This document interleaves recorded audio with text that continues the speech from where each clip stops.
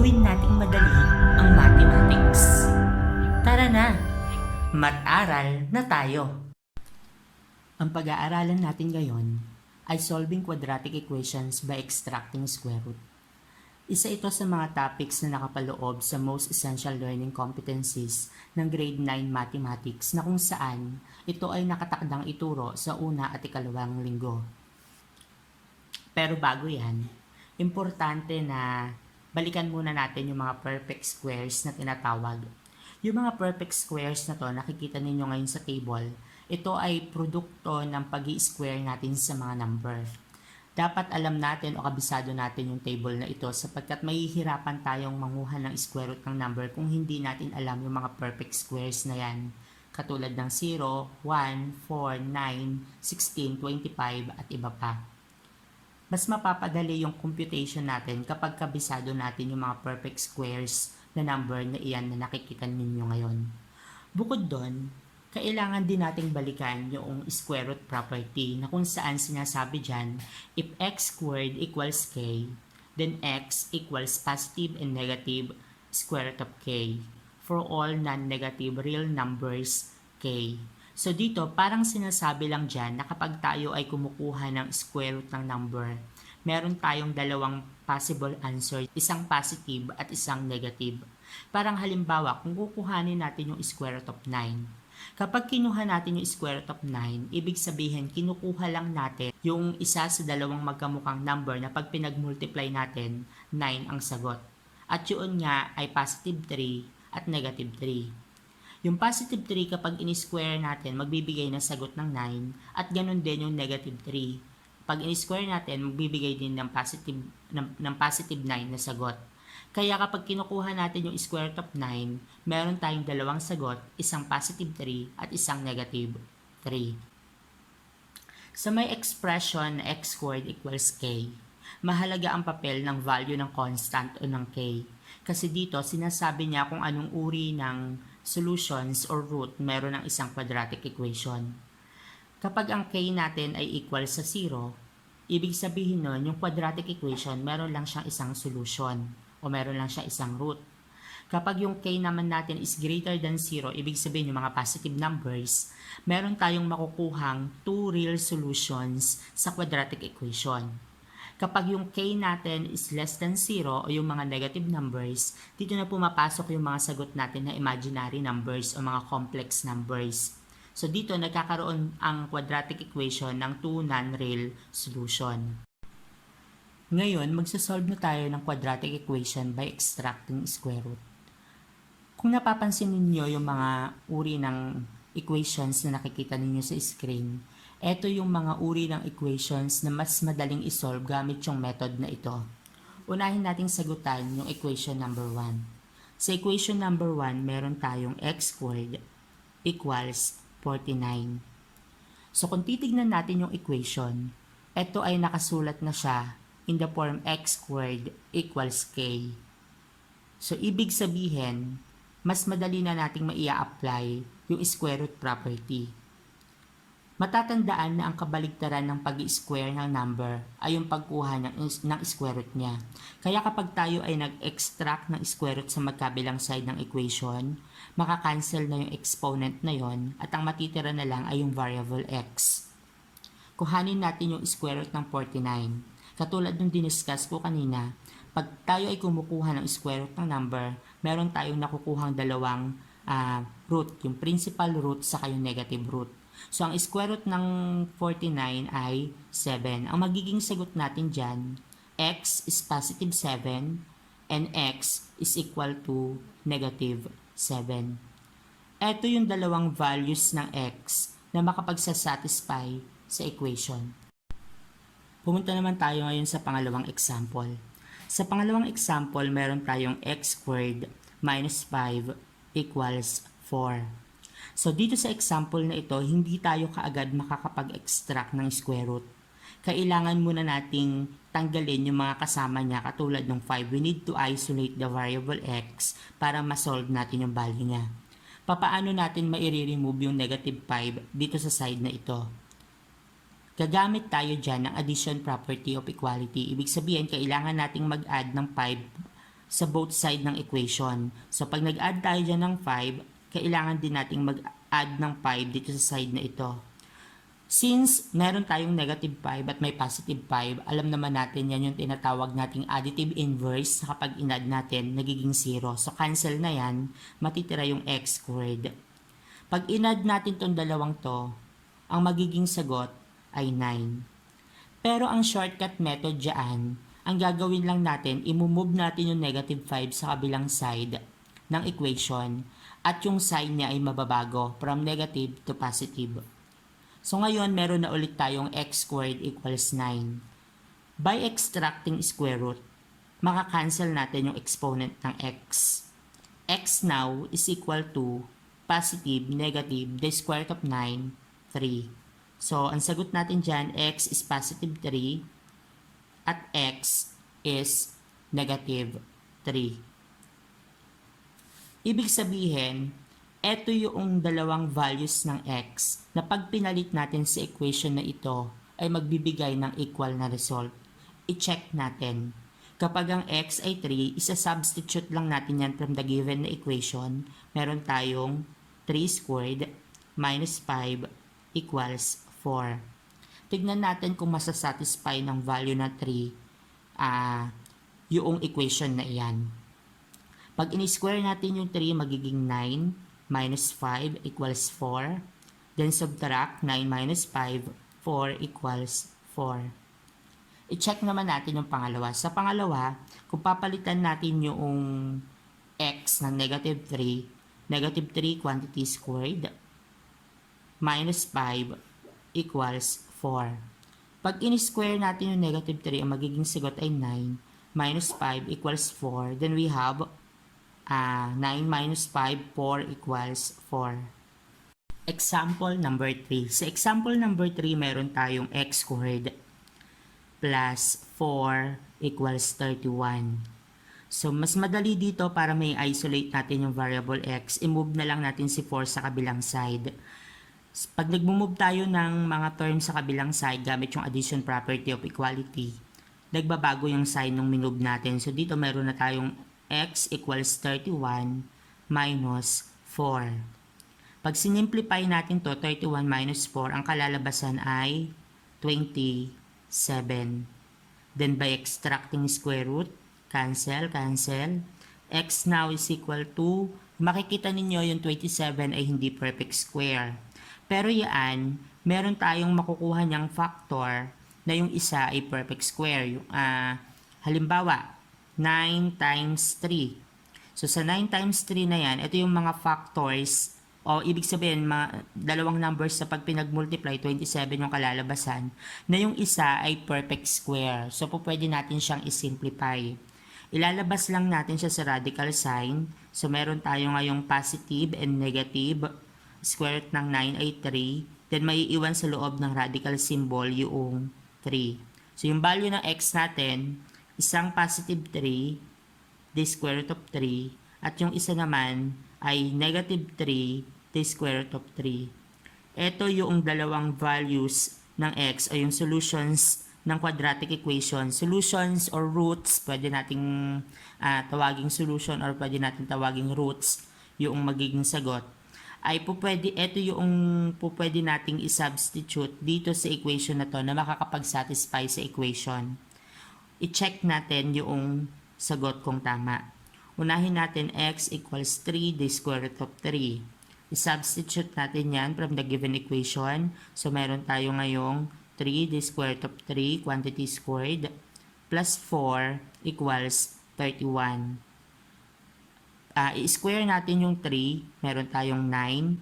So, dito dahil may square root yon at may square sa labas, so cancel na lang yan, times 3 plus 4 equals 31. Simplify, multiply, meron tayong 27. 27 plus 4 equals 31. Then, pag in-add yan, kita naman na natin, 31 equals 31. Ganun din yung mangyayari kapag sinubstitute naman natin yung negative value niya. Negative 3, the square root of 3. Palitan natin yung x sa given equation. Negative 3, the square root of 3, quantity squared, plus 4 equals 31. simplify kapag yung negative ay in-square natin, dalawang negative na minultiply, nagiging positive. Square natin yung 3, meron tayong 9, cancel yon, times 3, plus 4 equals 31. Then multiply, meron tayong 27. 27 plus 4 equals 31. So, pag in-add natin yan, 31 equals 31. So, equal pa rin yung equation.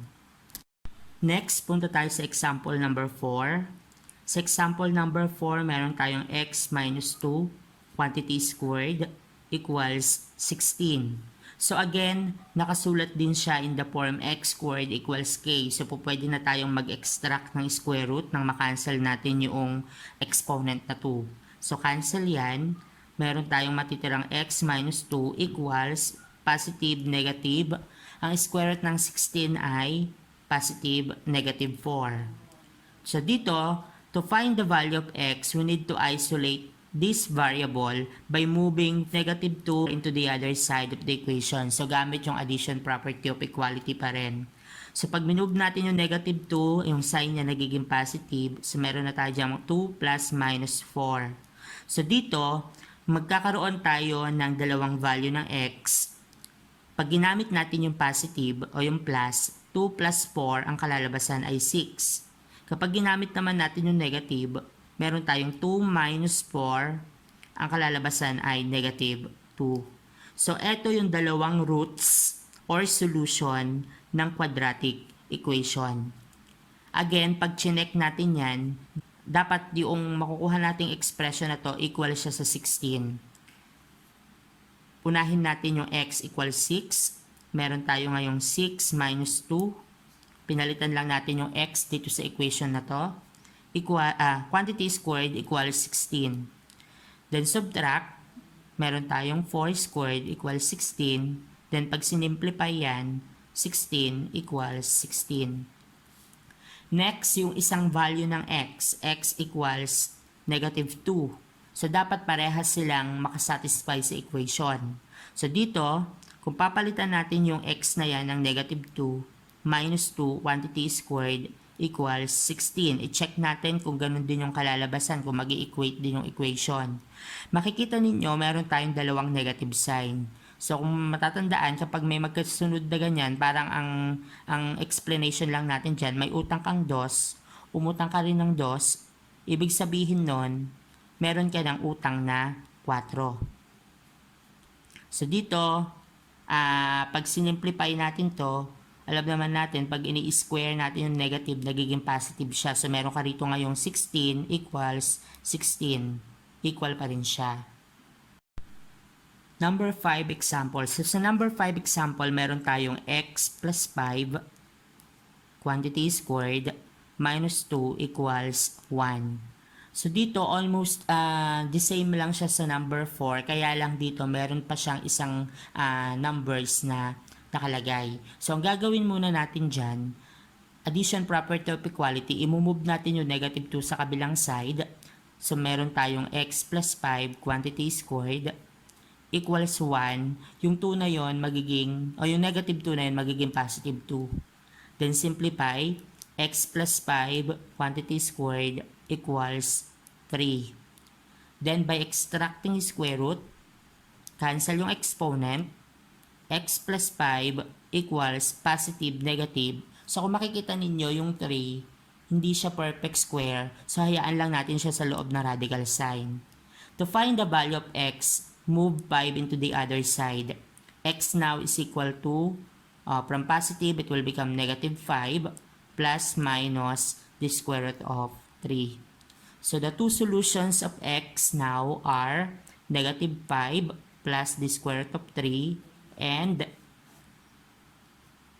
x equals negative 5 minus the square root of 3. So, ito yung dalawang values ng x na kapag nilagay natin dito sa equation na to, makakapag-satisfy sa kanya. Unahin natin yung negative 5 plus the square root of 3. Palitan natin yung x, magiging negative 5 plus the square root of 3 plus 5 quantity squared minus 2 equals 1. So dito kung mapapansin ninyo, meron tayong negative 5 at may positive 5. So i-cancel na natin yon. Ang matitira ay square root of 3. Since may exponent tayo sa labas, so cancel na yan. So 3 na lang matitira, minus 2 equals 1. So subtract, 1 equals 1. Sunod natin yung isa, x equals negative 5 minus the square root of 3. Ganun lang din yung mangyayari. Substitute natin. Negative 5 minus the square root of 3 plus 5 quantity squared minus 2 equals 1. So, additive inverse, pinagsama, so 0 na yon. Ang matitira, negative 3 quantity squared.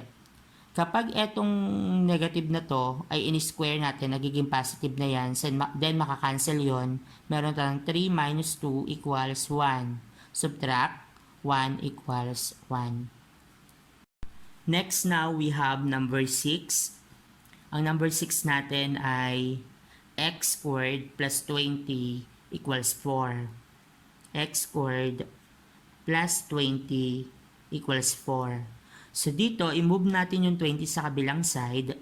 Ang magiging sagot ay x squared equals 4 minus 20. Then, x equals, the answer is negative 16. So kanina, sinabi ko sa inyo na kapag yung value ng k natin is less than 0 or negative numbers, dito tayo nagkakaroon ng dalawang non-real solution. So, dito pumapasok yung imaginary number o yung I. Yung I or kaya po pwedeng i-represent din siya ng small letter j. So, mag-extract tayo ng square root. So, cancel.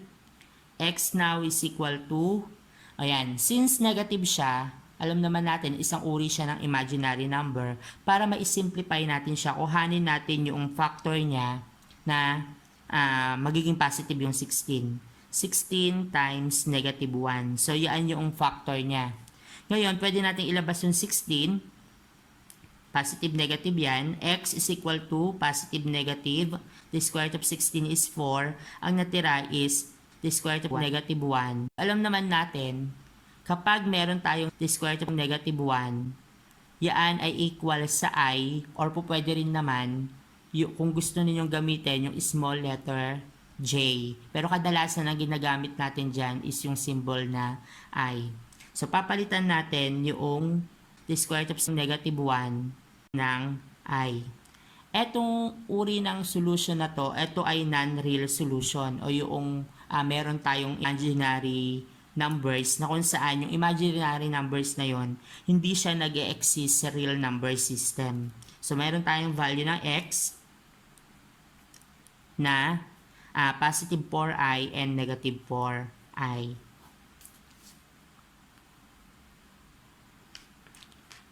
Pag sinubstitute natin yan sa given na equation, makakapagbigay pa rin siya ng equal na result. So, unahin natin yung x equals 4i.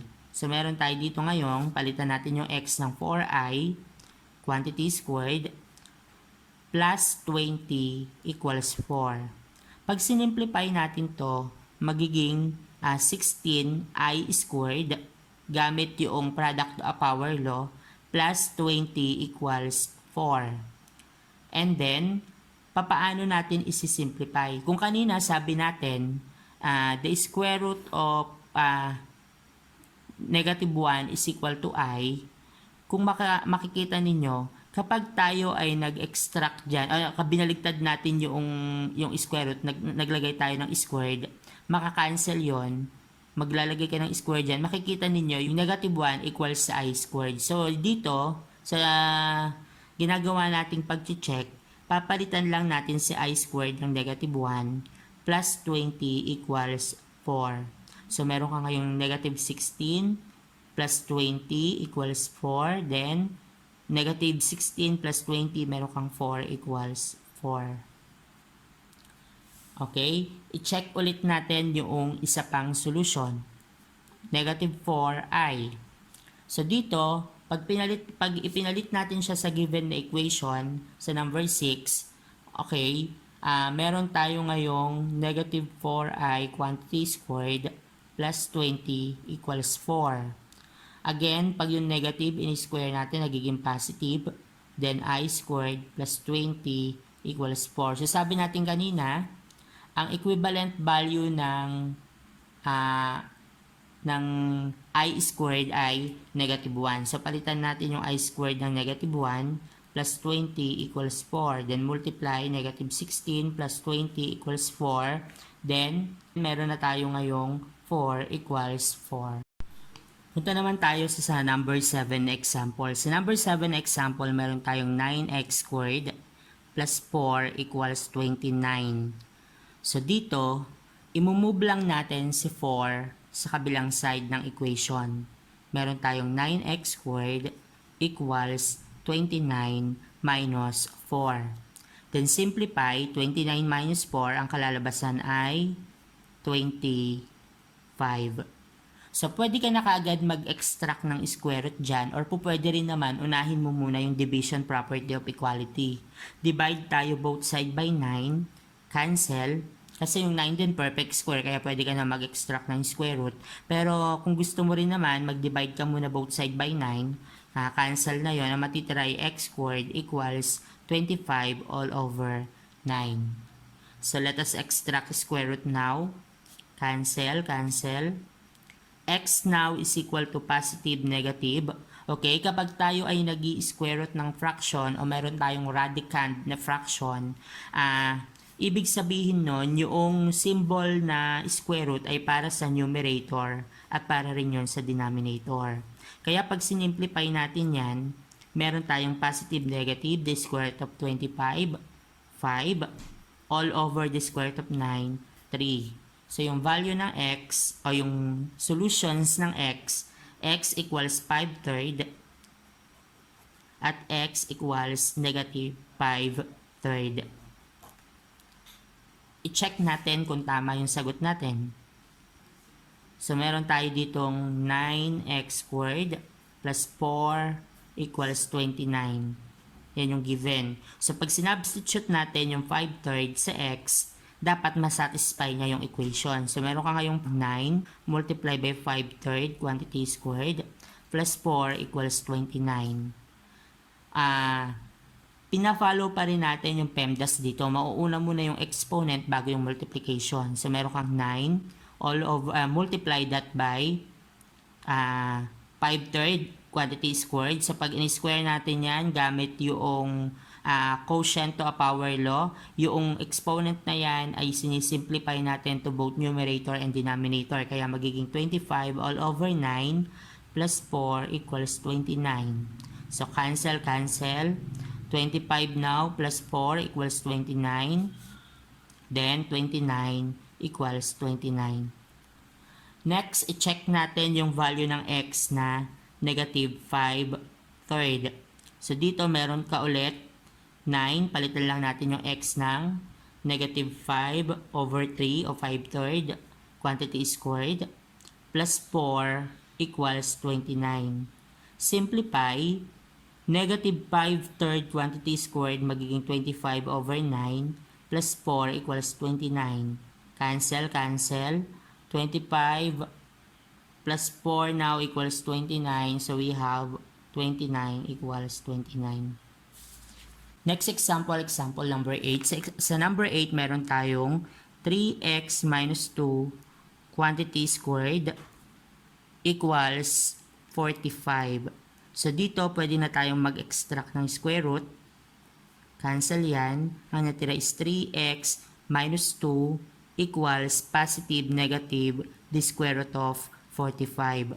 So, kung makikita ninyo yung 45, hindi siya perfect square. Kaya ang gagawin natin, hahanapin natin yung factors niya. Kung meron siyang factors, na yung isa doon ay perfect square para ma-simplify natin. So, yan ay equivalent sa 9 times 5. Kaya nga sabi ko, importante nakabisado talaga natin yung mga perfect square. Nang sa ganon, madali nating maisip. And then dito, isi-simplify natin yung square root of 9, yung 9 na nasa loob ng radical sign, magiging 3x minus 2 equals positive, negative 3 the square root of 5. And then, let us move 2 into the other side of the equation. using APE or addition property of equality. So meron ngayon tayong 3x equals, yung negative magiging positive 2 plus minus 3 the square root of 5. And then last, kailangan natin i-isolate si variable x. We need to divide both side by 3. Cancel. X now is equal to 2 plus the square root of 3, the square root of 5. Yung pag-plus mo na ginamit natin, all over 3. And x equals 2 minus 3, the square root of 5, all over 3. Actually po, pwede na siyang maging sagot. Kaya lang kung gusto mong isimplify yung 3 na yon, okay lang din naman. So po, pwede niyang maging sagot na isa pa ay x equals, so meron kang 2/3 plus, eto cancel na yan, magiging the square root of 5. And x equals 2/3 minus, cancel yon, the square root of 5. So, pwede naman yung dalawang yan, accepted naman. So, sa checking, magbibigay ako ng kapag ito yung ginamit natin, tapos yung negative, ito naman.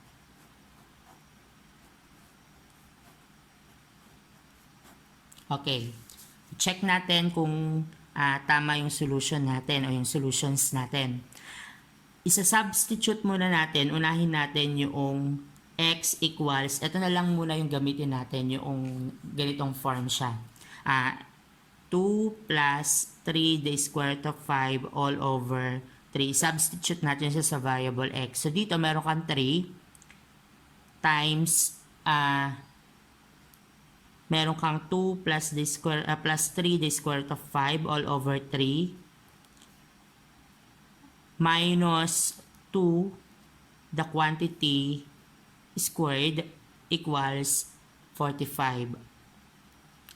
So, makapapansin nyo, meron tayong division, dinidivide natin yan by 3, then meron din siyang coefficient na 3. So, cancel na yan. Meron na lang 2 plus 3 the square root of 5 minus 2 quantity squared equals 45. So, additive inverse 2 and negative 2. So, cancel. And then, pag in-squared natin to, magiging 9. Cancel yung square root. Magiging times 5 equals 45. So, we have 45 equals 45. I-next natin yung x equals, kanina ito yung ginamit natin. Ngayon sa negative, ito naman. 2/3 minus the square root of 5. So, i-substitute natin yan sa given equation. So, meron kayong 3, multiply that by 2/3 minus the square root of 5 quantity squared equals 45. So, ang hindi maganda dito pag ito yung ginamit natin, kailangan ba natin muna siyang i-simplify bago makancel yung 3. Okay, so meron kang 3. So dito i-simplify muna natin yan. So babalik lang din siya sa kanina. 2, minultiply yon. So magiging minus 3 the square root of 5 all over 3. Then quantity squared equals 45. So cancel. Wala yung minus 2. Meron pa palang minus 2 dito yon. Minus 2. So, cancel na yon. Meron tayo ngayong natira. Nilinawan ko lang. 2 minus the square root of 3, square root of 5, minus 2 quantity squared equals 45.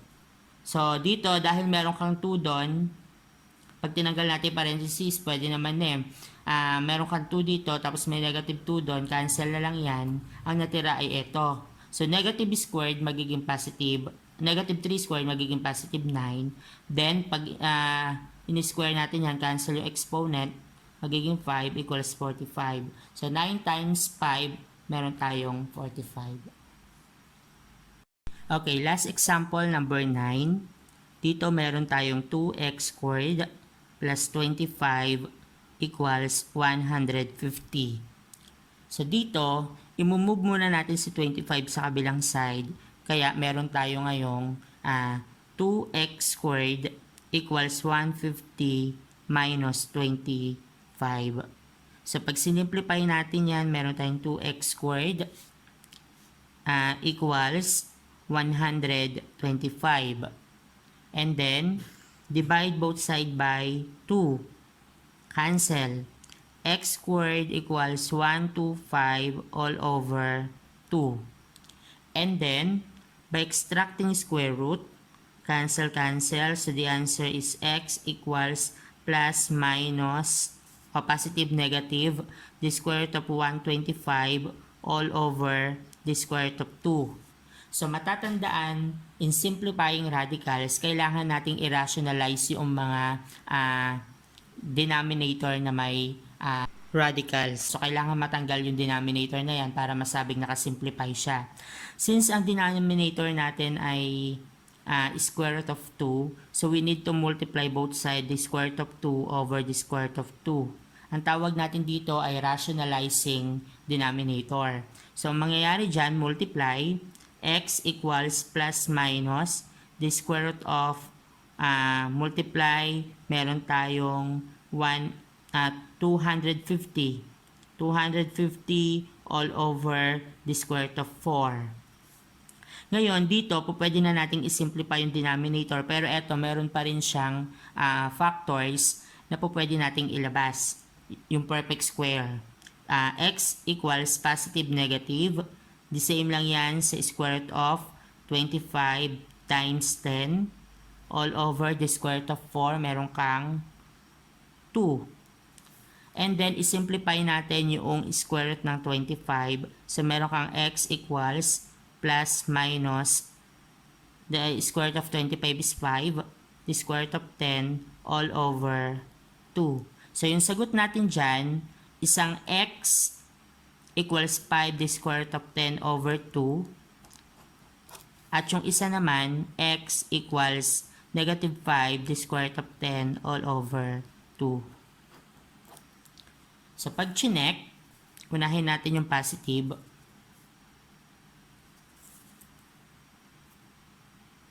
Okay, unahin natin yung positive. X now equals 5 the square root of 10 all over 2. So, substitute from the given equation, yung value ng x, 5 the square root of 10 all over 2, quantity squared, plus 25 equals 150.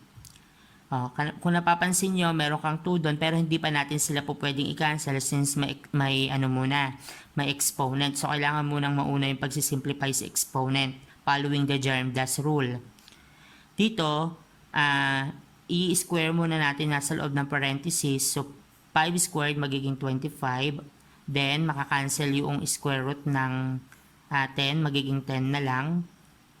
All over 2. Plus 25 equals 150.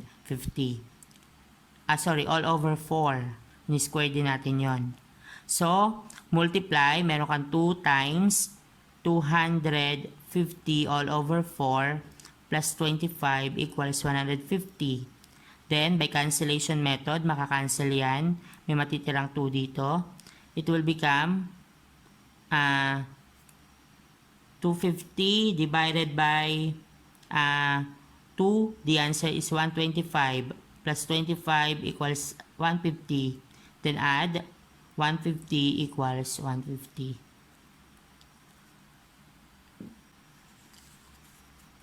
Okay, isang value naman na negative. So, meron tayo dito ngayong x equals negative 5 the square root of 10 all over 2. So, sa checking ulit, isa-substitute natin yan from the given equation. So, ang given equation ay 2x squared plus 25 equals 150. So, papalitan natin si x ng, okay, we have 2 multiplied that by negative 5 the square root of 10 all over 2 quantity squared plus 25 equals 150. So again, hindi natin po pwede munang i-cancel yung 2 na yan. Isa yan sa mga common error ng mga estudyante. Meron pa tayong exponent na 2. So tatandaan lagi natin yung germ-das rule. Mauunang isimplify yung exponent bago yung multiplication. So dito meron tayong 2 times the quantity. I-square natin yung negative 5. So we have 25. And then, pag in-square natin yan, magiging positive 10 na lang kasi na-cancel na yung radical sign. All over 2 square, magiging 4. Plus 25 equals 150. So, dito po pwede na nating i-cancel yon. Okay, cancel. Magiging over 2 na lang yon. Pag minultiply to, we have 250 all over 2 plus 25 equals 150. Then, divide. That is 125 plus 25 equals 150. Pag in-add, 150 equals 150.